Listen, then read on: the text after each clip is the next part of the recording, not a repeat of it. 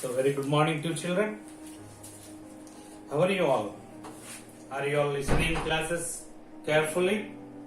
So, listen carefully and do your work. And if you have any doubts, please contact your teachers. Okay, children. So, in the previous class, when I was explaining about the different landforms, I told you what is a delta, how the deltas are formed. Okay, so these are very fertile, deltas are very fertile lands. So these deltas are formed by the deposition of the alluvial brought by the rivers. As children. So now we are going to learn about a village which is in the delta area or the delta region. So that is the Penamakuru in the Krishna Delta, a village, Penamakuru, a village in the Krishna Delta. Okay, children. So before going to learn about this, we see the beautiful pictures which related to the Penamakuru. Okay, children. So watch these slides. So this Penamakuru is a delta, it has plenty of water. So that is the reason you can see that. So the paddy is grown extensively in this region. So it looks very beautiful. So full of greenery you can find in this delta region. So here you could see that it is a canal which supply the water to the Penamakuru village. Okay, what is that canal? That is the Bandar Canal. Okay, we'll learn about that. So now we are going to learn about the Penamakuru, a village in the Krishna Delta. Okay, children. Now, so if one wants to reach the Penamakuru, so first they have to travel 3 kilometers from Vayuru, and if they want to reach the Penamakuru, one has to cross the Bandar Canal. This Bandar Canal, it takes off from the Prakasham barrage. This Bandar Canal takes off from the Prakasham barrage. So this canal flows from the northwest of the village towards the southeast. Do you understand, children? This Bandar Canal, it flows from the northwest of the village towards the southeast. So this water of the canal is taken to the fields through the field channels. How is the water taken to the fields? Through the small field channels. This Penamakuru village, it is situated between the Krishna river and the Bandar Canal. Okay, children, where it is situated? This Penamakuru village is situated between the Bandar Krishna river and the Bandar Canal. So now I told you that this Bandar Canal takes off from the Prakasham barrage. So now we see about the Prakasham barrage, where it is situated. So do you know that city which is very well known for the goddess Durga Mata? Yes, do you know the well known city for the Durga Mata? Yes, it is the Vijayawada. So here you can see the famous Durga Mata temple. So this Vijayawada city is located at the headstream of Krishna Delta on the north banks of river Krishna.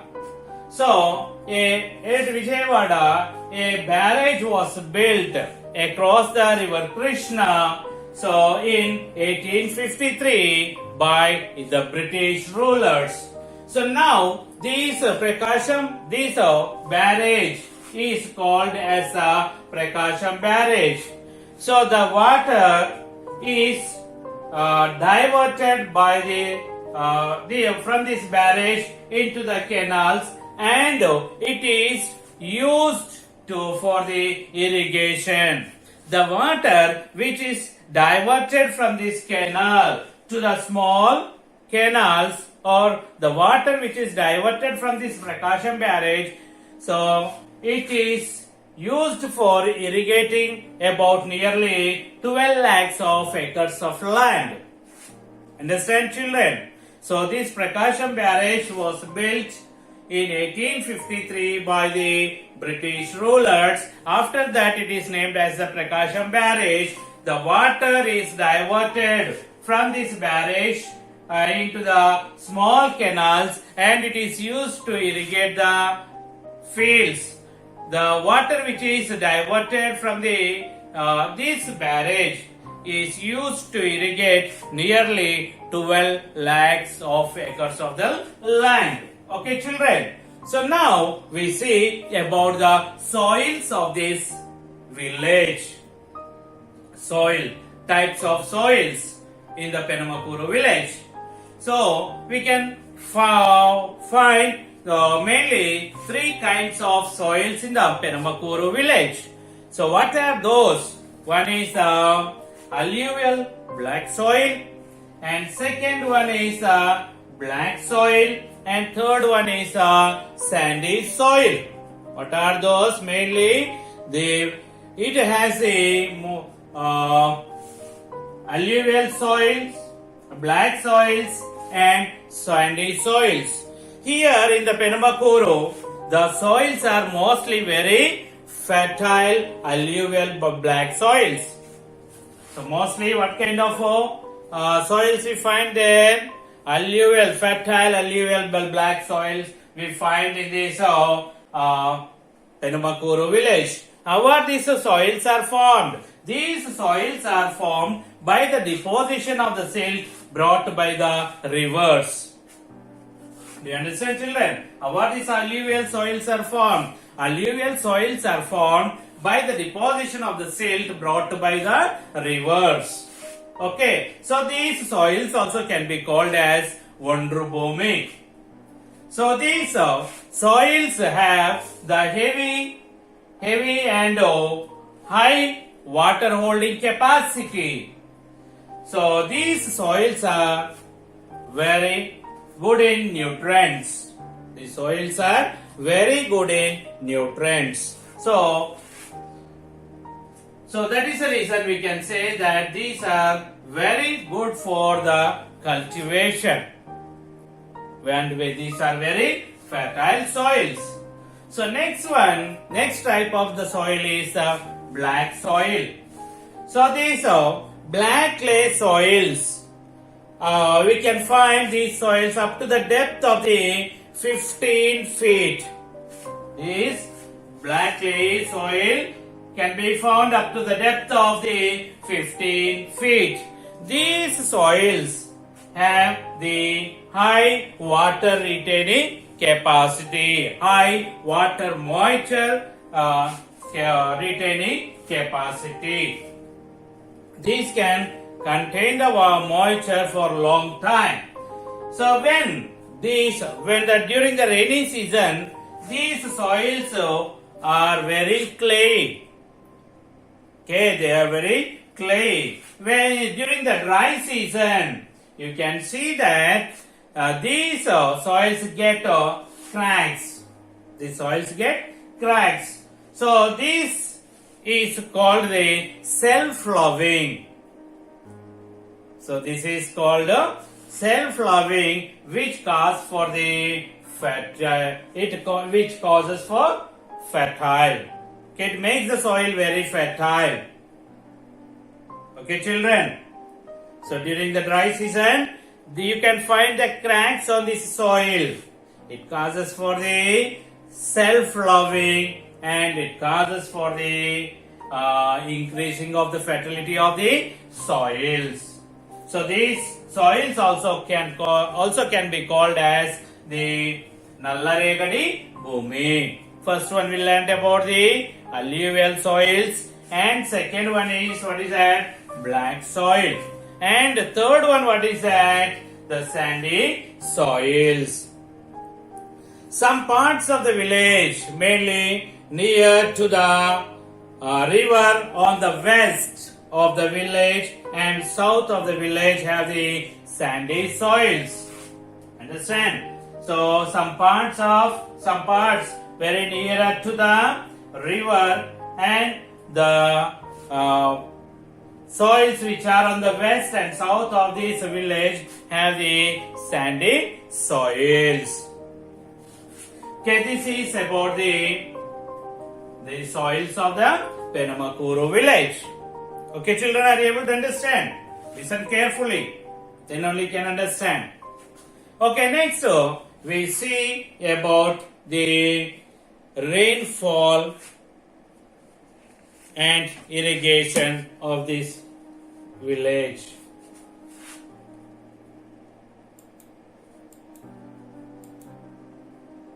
So this is Prakasham barrage, which built across the river Krishna in 1853.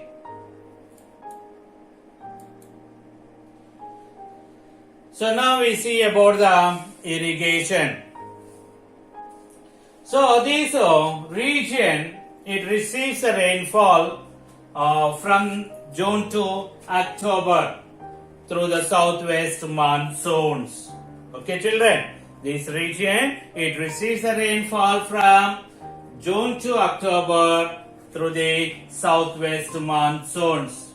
So to November to May, so there is relatively very little rainfall. Relatively very little rainfall. Here if you see the climatic conditions, here you can see the good sunshine and warm temperature. It makes possible to grow the crops throughout the year.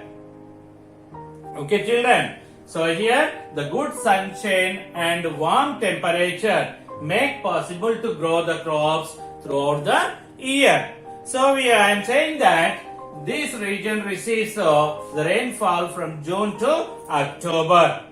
Then November to May, what about the November to May? So it receives very little rainfall or no rainfall. So then there is a necessity of providing the irrigation during the non-rainy seasons. Non-rainy seasons. So these they irrigate the lands through the canals or either by using the wells or the bore wells. So here you see that it is very easy to irrigate the lands which are on the eastern side of the village and which are nearer to the canal and low-lying areas or the pallab areas. Understand, children? So the lands on the eastern side of the village which are very nearer to the canals and low-lying areas, it is easy to irrigate these areas with the canals, with the canal water. The lands towards the west and northern side of the village, they are on the higher elevation. Okay, so the lands which are on the east and nearer to the canal and low-lying areas, it is easy to irrigate them with the help of the canals. But here there is a problem with the lands which are situated on the high elevation. Which side that lands are? The lands towards the western and northern side of the village are situated on the higher elevation. So then is it possible to irrigate them with the help of the canals? No, it is not possible. So in such areas, the farmers use the bore wells. Understand, children? In the areas which are at higher elevation, to irrigate them, the farmers they use the bore wells. So, but you see that in our region, to dig the bore well, it is lot of expensive. Whereas in the delta regions, it is not that much expensive, because you see that. So this Penumakuru village is very nearer to the river Krishna. So that is the reason here the groundwater is available at the depth of 15 to 20 feet, to 15 to 25 feet. So that is the reason the expenditure which required to drill the borewell is very less. And if you see that here this region is totally electrified. As this region is electrified, here the farmers they use the submersible pumps to irrigate their lands. Okay, children. So this is about the rainfall and irrigation. Do you understand? So you have to listen carefully. Okay, now we see about the crops that grow in this Penumakuru village. So here the water is very plenty available of water, and the soil is very fertile. Okay, so that is the reason here the paddy is extensively cultivated all over the coastal plains, especially in the Krishna district. So what is the crop grown extensively here? The paddy is extensively cultivated over the coastal plains, especially in the Krishna delta. Why? So availability of the plenty of water. Availability of the plenty of water. So here most of the low areas means the Pallam areas. Most of the low areas or the Pallam areas are sown with the paddy. The nursery for the paddy monsoon crop. Nursery for the paddy monsoon crop is called salva. It is sown and transplanted in the month of June, July. వరి నార్మల్ ఉంటాయి కదా, so that నార్మల్ అంటే nursery. Okay, nursery for the paddy that is called the వరి నార్మల్. So this nursery for the paddy monsoon crop is called what? Salva. So it is sown and transplanted in the month of June, July. So here the people they usually grow high yielding varieties, means ఎక్కువ దిగుబడిని ఇచ్చేటువంటి varieties. Okay, high yielding varieties of MTU 2716, Swarna and BT. These variety of paddy crops they saw the high yielding varieties of the paddy. Okay, then the main agricultural operations. The main agricultural operations are done by the machines, mainly like ploughing, threshing and transplantation. All these are done with the help of the tractors. Okay, the main agricultural operations like ploughing, threshing, transplantation and the next one harvesting, all these are done by the tractors. But here you see that mainly the transplantation is mainly done by the women, and harvesting is done by the men and the women. For the month of the December, they saw the winter crop. For the month of December, they saw the winter crop which is called dalwa. Which is called dalwa, winter crop. So, monsoon crop is called salwa, winter crop is called dalwa. Okay, remember it. Monsoon crop is called salwa and winter crop is called dalwa. When it is sown in the month of December. Understand? The winter crop is sown in the month of December. It is called the dalwa. These are winter crop, either it may be the paddy or pulses. Winter crop, it may be the paddy or pulses. During the last few years, many farmers have been cultivating sugar cane. For few years, the farmers are cultivating the sugar cane instead of paddy.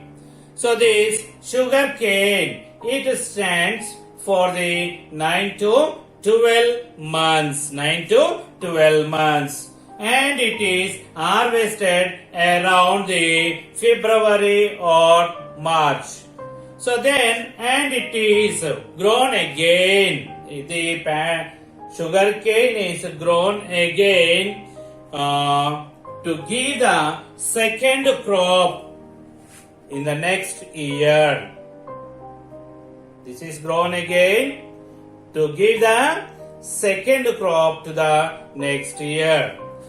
So the villagers, they cultivate the turmeric, yam. So you can see paddy, sugarcane, turmeric, yam, and bananas. The villagers, they grow paddy, sugarcane, then yam, then bananas. So not only this, the villagers, they also grow the vegetables. They also grow the vegetables. What kind of vegetables they grow, we'll see now. Now we see the crops, the vegetables which grow in this Penamakuru village. So which areas are suitable to grow the vegetables? You see that the uplands of the Penamakuru, the uplands or the Meraka or the Garuvu Bhumi, we can say that. So uplands of the Penamakuru village are suitable for growing vegetables. And also, if the water is not sufficient in the lowlands to grow the second crop, in that areas also the people, they cultivate the vegetables. What kind of vegetables do they grow? They grow the vegetables like brinjal, lady's finger, ivy gourd, ridged gourd, cabbage. Like this, such kind of vegetables they grow in these uplands of the Penamakuru village and in the low areas when the water is not sufficient to grow the paddy as a second crop. Okay, children. So, and also in summer season, these people, they grow they cultivate the Jiluga and Pilli Pesara. They grow the Jiluga and Pilli Pesara. This is called Jiluga and these are called Pilli Pesara. This is a plant of Pilli Pesara and these are the seeds of the Pilli Pesara. Have you ever seen this Pilli Pesara? Jiluga. Yes. So if you don't know, you ask your grandparents or parents to show the Pilli Pesara. Okay, why do these crops are grown in summer season? Yes, why do this Pilli Pesara and Jiluga is cultivated in the summer season? So to increase the fertility of the soil, To increase the fertility of the soil, they grow these. These crops are leguminous green manure crops. Leguminous green manure crops, so which fixes the nitrogen in the soil. These crops, they fix the nitrogen in the soil. So these crops are grown for the period of 30 to 40 days. Again, these crops are ploughed into the soil. Again, these crops are ploughed back into the soil. They will not be removed again. So again, they will be ploughed back into the soil. Okay, వీటిని పీకి వేయరు. ఏం చేస్తారు? వీటిని అట్లనే దున్నేస్తారు. ఎందుకు? They increase the fertility of the soil. These plants or these crops, they fix the nitrogen in the soil. These are the leguminous green manure crops. Leguminous green manure crops. Okay, children. So now we see the orchards. Orchards means pandla totalu. What kind of orchards grown here?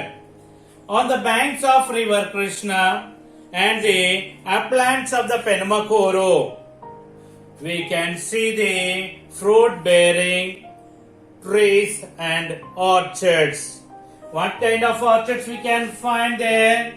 Goa, sapota and papaya. These kind of orchards we can find in the uplands of the Penamakuru and on the banks of river Krishna. Okay, children. Okay, next class we'll see next topics. Until then, have a nice day. Bye bye.